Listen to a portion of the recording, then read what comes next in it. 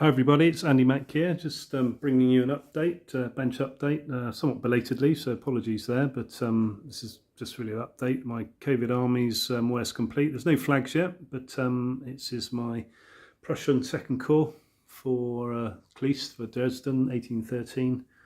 I think it's like 40 battalions at 150 scale, so it's about 16 figures on average per battalion, although I have got a lot more land that I can add to the battalions, make the battalions bigger, and some of the other battalions.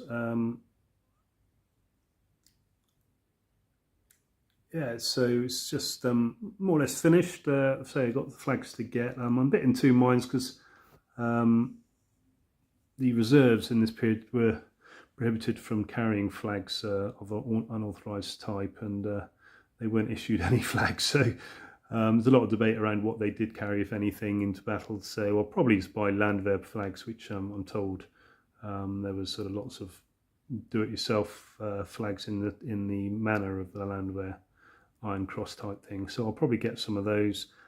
Just weighing up whether to buy quality flags or do photocopies. I'll probably do not photocopies, sorry, just normal printed copied flags. I'll probably do a combination of the two. For the regular regiments, maybe get the single flags from War Flags or somewhere, and then get some copied ones also for more perhaps the Landwehr and the units that make the bulk of the army. Then we've got my cavalry, so we've got three units of 4 squadrons of Landwehr Landwehr cavalry. We've got the Neumark Dragoons, we've got the 1st Hussars and the 2nd Hussars, four squadrons of 1st Hussars to the 2nd. Then we've got 4 squadrons of Uhlans, and then 2 squadrons of the National Cavalry, is it? Or National Cavalry Regiment, I think it is. And then we've got 3 regiments of Cuirassiers, I think Brandenburg, Silesia, and someone else. Then we've got 4 foot artillery with respective 4-horse limbers, and then we've got 2 batteries of 4 horse artillery with 6 horses on each limber.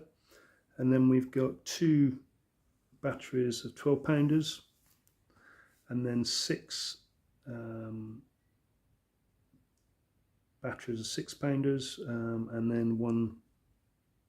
I think it's including 1 battery of howitzers, and that's it basically. So I've got a few extras to put in, got the generals to do, and obviously the flags will probably be a little while to sort that out. I'm a bit mindful of I don't like buying flags when you get lots of flags you don't actually need, so you get sort of strips of, you might want the 1 regimental flag and then 4 or 5 of the others are all not relevant to what you want, so I'm a little bit perturbed about that. And as I said, this is a budget army, it's mainly warrior miniatures and a couple of Lancashire Games Lancers, Lancashire Games Landwehr Cavalry. Not warrior miniatures, say yet they're quite old school, and but they're good for bulk armies like this. I'll try and zoom in a bit if I can, give you a better perspective of the, because although I've gone for bulk, I have tried to paint them reasonably.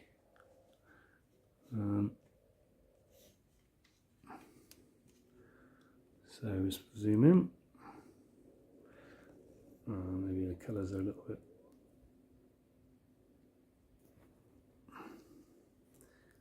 So anyway, you get your gist.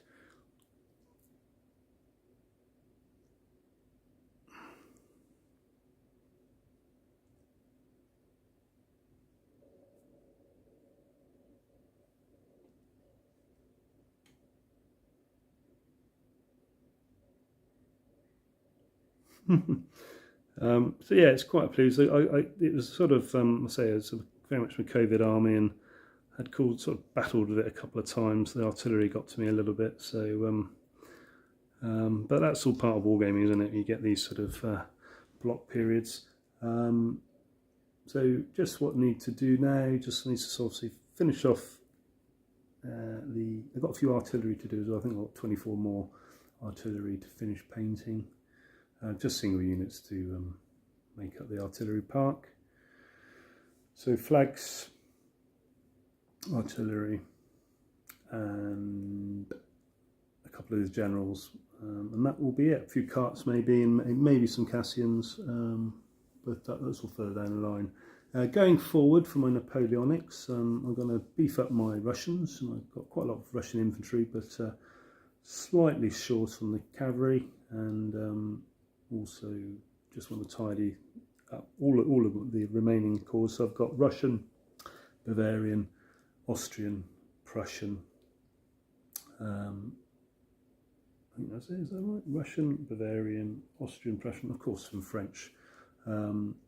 So yeah, just want to sort of kind of tidy them up, get some carts with them, so they all look quite more marching army type things, carts, wagons, Cassians, that sort of thing.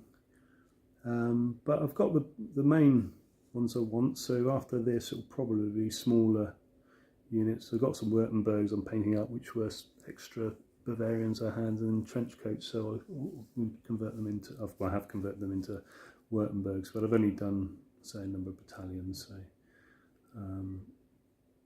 probably got enough for a brigade there or so, but would need more if I want to carry that on. And Saxons, I wouldn't mind getting some Saxons, add a bit of colour to my French, and going from there. I'm doing 6mm as well, so I'm doing a lot of 6mm moderns, which I'm painting stuff up for English Civil War.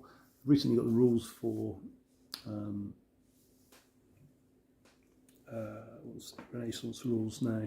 The Field of Glory Renaissance, which apparently is quite a good rules, which have been improved from the ancient rules that are. I mean, the ancient rules I understand is quite popular, but in the opinion of some of my old friends who do way more wargaming than I do, they are a good set of rules, and they're quite common and popular with competition wargamers. So. Not that I'm one of those. Also, but I wouldn't mind doing, say, some Renaissance armies. I've also got the George Gush ones to fall back on if the Field of Glory ones are too complicated for me. So I'm also doing a 6mm project, which, as I say, moderns, probably modern Africa, or sort of AK-47 Republic type armies, but in 6mm. I'm not sure whether to use AK-47 or Fistful of Toes 3, which, or a combination of the two, I don't know.